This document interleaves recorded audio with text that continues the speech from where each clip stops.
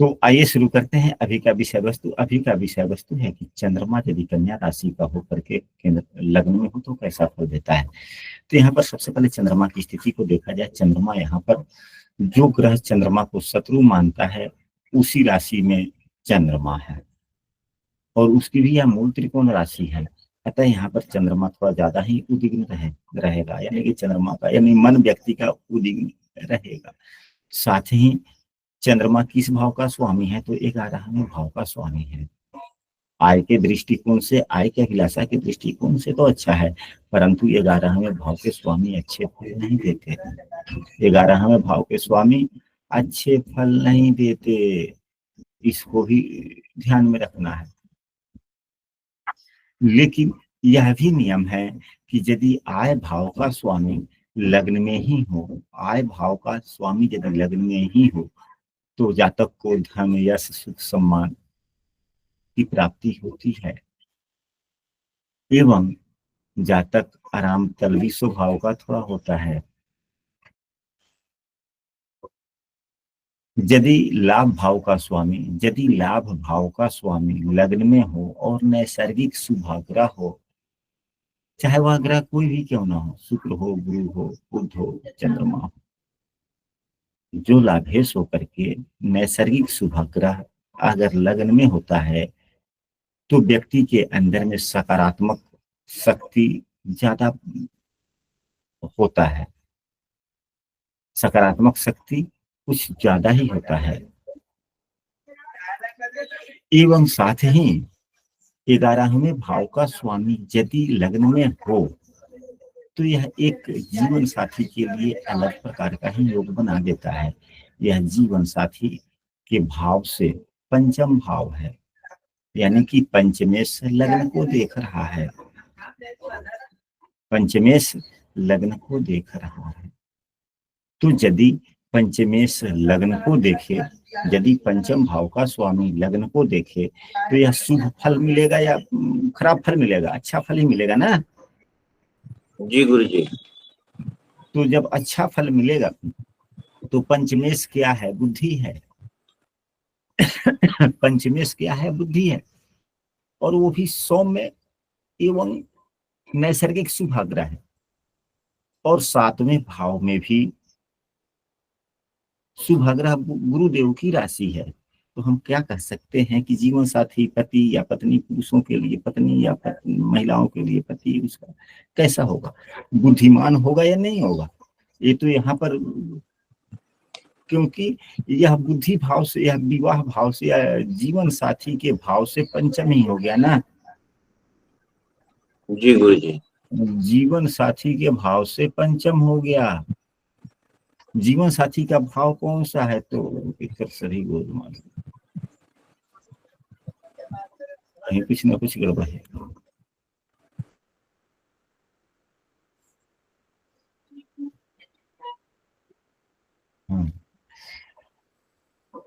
जीवन साथी यानी कि पुरुष की कुंडली है तो यह उसके पत्नी का भाव हुआ, पत्नी के भाव यह हुआ तो उससे 5वां भाव यह हुआ, यानी कि पत्नी का बुद्धि भाव हुआ। और पत्नी के बुद्धि भाव का स्वामी पत्नी भाव को देख रहा है, इसका मतलब पंचमेश ही देख रहा है, तब बुद्धि भाव का स्वामी देगा तब बुद्धिमान हो ही गया। अब सीधे अगर हम कहते कि कन्या राशि में बैठे हुए अगर लग्न में कन्या राशि का चंद्रमा बैठता है तो जातक की पत्नी बुद्धिमान एवं सुंदर दोनों होता है। तो क्यों होता है, उसके कारण क्या है, हम सबों को यह भी समझना चाहिए अपने ज्ञान के आधार पर। चंद्रमा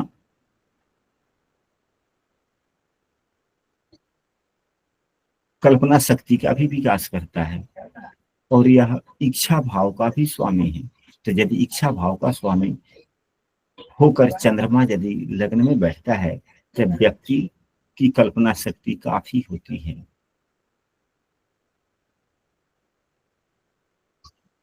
जातक की पारिवारिक स्थिति भी अच्छा होता है। पारिवारिक स्थिति, जब दाम्पत्य जीवन अच्छा तो पारिवारिक जीवन अच्छा।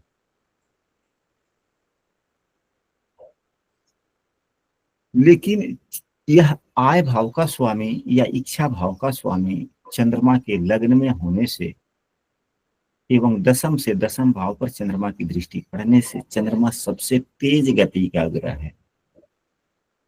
यह जीवन में हमेशा अच्छे बुरे ग्रहों के संपर्क में जल्दी जल्दी आता जाता रहता है। अतः जीवन में लगातार परिवर्तन आते जाते रहते हैं।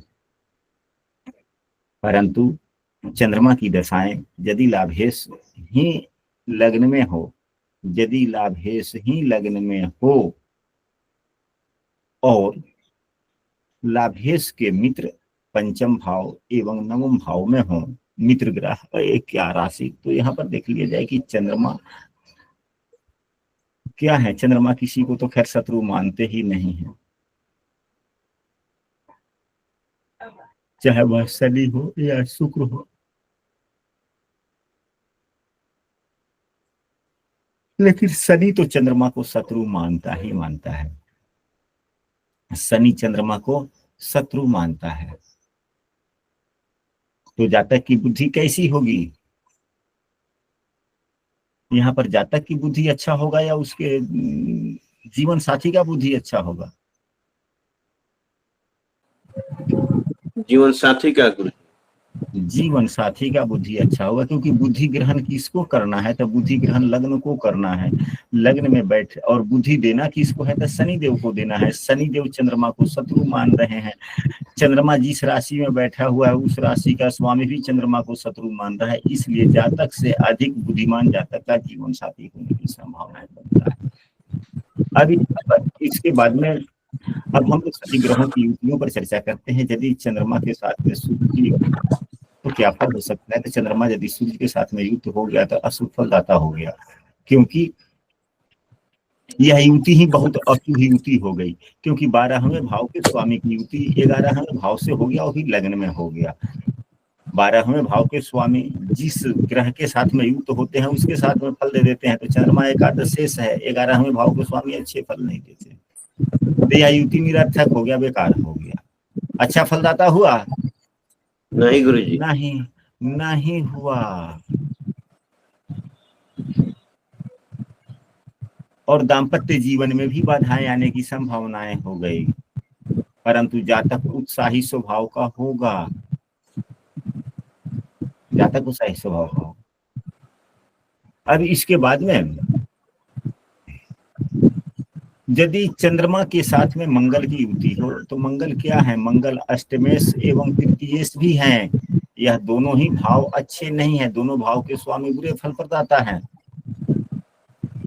यहाँ मंगल की युति किससे है? चंद्रमा से। न मंगल न चंद्रमा की युति मंगल से हो गया। मंगल अष्टमेश एवं तृतीयेश भी है, यह युति क्या अच्छा होगा? तो नहीं होगा। अष्टमेश भी खराब एवं तृतीयेश भी खराब, यह भी अशुभदाता हो गया। जीवन में सदैव भौतिक सुख साधनों की प्राप्ति हेतु यानी कि सुख के लिए व्यक्ति को हमेशा ही संघर्ष करना ही पड़ेगा।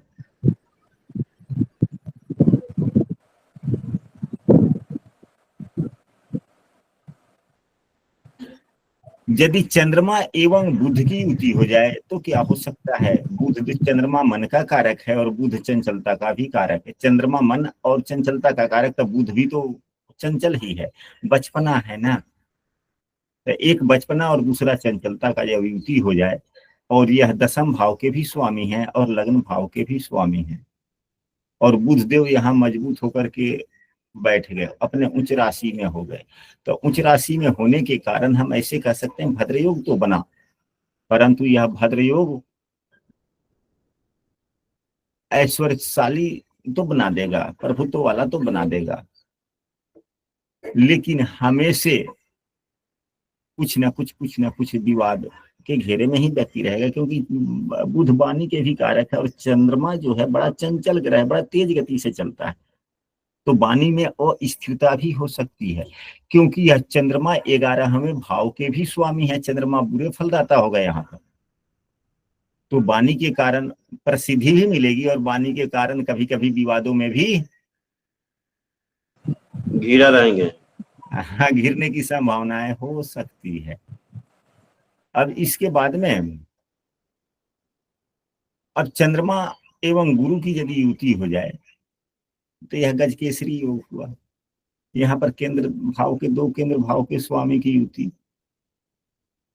और एकादशेष की युति, यह युति तो फलदाता ही अच्छा है, परंतु यह उतना गजकेसरी योग में चंद्रमा का बहुत बड़ा महत्वपूर्ण योगदान होता है। चंद्रमा ही मन का कारक है। ज्ञान एवं मन, कितना भी ज्ञान हो जाए लेकिन मन अगर अस्थिर हो तो ज्ञान का लाभ मिलेगा? बिल्कुल नहीं। नहीं मिलेगा गुरु जी। अगर ज्ञान थोड़ा कम ही हो लेकिन मन स्थिर हो तो जितना ही ज्ञान रहेगा उसका लाभ मिल जाएगा। तो यहाँ पर देव गुरु बृहस्पति एक तो केंद्राधिपत्य दोष में, दूसरा चंद्रमा 11वें भाव का स्वामी एवं बुध की राशि में।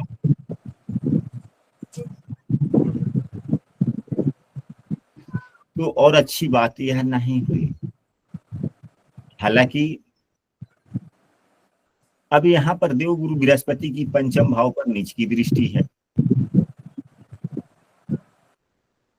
तो अब यहाँ पर बुद्धि के लिए जहां खराब बात आ गई कि यहाँ चंद्रमा मन की चंचलता भी है, चंद्रमा मन का चंचलता वाली ग्रह है, बुध की राशि में है, थोड़ा उद्विग्न हो गया तो चंचलता और बढ़ी।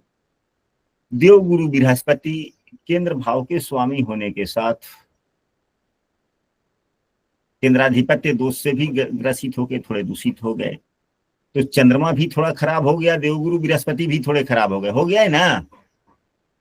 और जी गुरु जी। हाँ, और उसमें भी देवगुरु बृहस्पति की दृष्टि पंचम भाव पर नीच का हो गया, तो क्या कह सकते हैं। तो जब बुद्धि ही थोड़ा खराब हो गया, क्योंकि बुद्धि भाव पर तो नीच की ग्रह की दृष्टि हो गई, तो क्या बुद्धि का भाव ठीक रहेगा, संतति से मेल ठीक रहेगा? क्योंकि पंचम भाव का स्वामी पंचम भाव पर ही नीच ग्रह की दृष्टि हो गई। तो कभी कभी ये नहीं बात है कि हाँ कोई भी योग बन जाए, जैसे गजकेसरी योग बना कितना उत्तम है, क्या है, नहीं हम लोगों ने तो पढ़ लिया, लेकिन उस बने हुए योगों पर भी हम लोगों को देखना चाहिए कि वास्तविकता क्या है, वह क्या उस योग के ग्रह क्या प्रभाव डाल रहे हैं, क्या अच्छा या बुरा। अब इसके बाद में चलते हैं शुक्रदेव की युति पर चर्चा करते हैं। तो शुक्रदेव यदि लग्न भाव में होते हैं चंद्रमा के साथ तो यह युति तो ठीक है, परंतु यहाँ पर शुक्रदेव अपने नीच राशि के हो गए, और शुक्रदेव क्या है, भाग्य भाव एवं धन भाव के स्वामी है। फिर क्या होगा, भाग्यहीन योग बना, लेकिन चंद्रमा के साथ युक्त होने से नीच भंग भी हो गया। जो यहाँ पर धन हानि, धन भाव के स्वामी अपने भाव से 12 में होकर नीच के हो गए, तो धन की इकट्ठा होने में समस्याएं। भाग्य भाव के स्वामी का नीच का होकर लग्न में बैठ जाना या भाग्य की भी हानि करता है, परंतु चंद्रमा के साथ युक्त होने से यहाँ नीच भंग हो रहा है। इसलिए पैसा क्या है, भौतिक, वह पैसा हमें क्या देता है, तो भौतिक सुख संपन्नता देता है। जब भी कोई ग्रह का नीच भंग होता है तो भौतिक सुख संपन्नता देता है। तो यह यूं समझे कि यह एक प्रकार का राजयोग ही हो गया, जिसे नीच भंग राजयोग भी कहते हैं। परंतु व्यक्ति अपने गुरुजनों से या पिता से भी अनबन हो सकती है, क्योंकि यह पिता या गुरुजन जीव तत्व हैं। तो जब नीच के ग्रह हो जाते हैं तो जीव तत्वों से संबंधित समस्याएं आती ही आती हैं। अब यहाँ पर यदि शनि की युति हो जाए तो क्या हो सकता है। यदि शनि की युति हो जाए तो शनिदेव महाराज क्या है, फ्रस्ट्रेस भी हैं, इनकी मूल त्रिकोण राशि यहाँ पर ही है। 20 योग का भी निर्माण हुआ, अतः जातक बुद्धिमान तो होगा, परंतु उसके बुद्धि का फल उसके जीवन में उतना नहीं मिलेगा, जिसके कारण व्यक्ति हमेशा चिंतित ही रह सकता है। चंद्रमा के साथ में यदि राहु या केतु हो, यदि राहु है तो यह भी अच्छा नहीं है, केतु है तो विचलित मन या उन्मादित मन इत्यादि बनाया, क्योंकि यह तो ग्रहण दोष ही लग गया ना। माता से संबंधित समस्याएं, मन का अस्थिर होना इत्यादि हो सकता है, यह ग्रहण दोष हो गया, इसके उपाय करने चाहिए। अब हम लोग चलते हैं कि यदि तुला लग्न में